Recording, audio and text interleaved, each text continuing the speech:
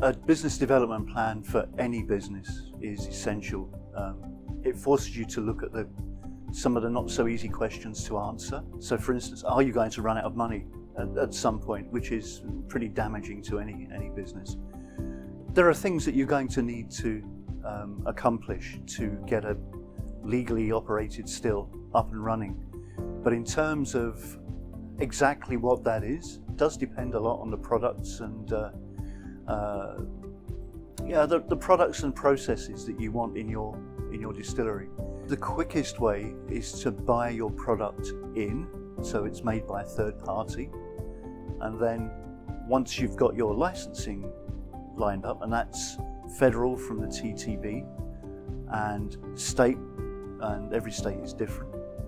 That could be quite quick. If you're making a 5-year-old whiskey, it's probably going to take you a year or so to get your plant up and running, and then you've got to wait for it. So again, coming back to business planning, you need deep pockets to be able to just run with whiskey in your plant. To start making your own product, I think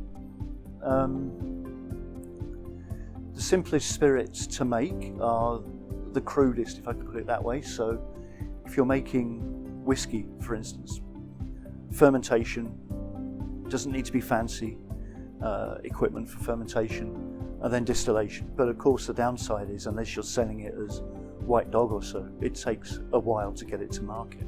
You'll see a lot of gins out there, and that's because, or at least my interpretation is, neutral alcohol is easy to come by. The new distiller can basically dial in any flavour they want as long as they're not using anything toxic. It has to have juniper in, but then away to go. And you can make it in the morning and drink it in the afternoon in theory. So you don't have to hold huge inventories, so cash flow is easier.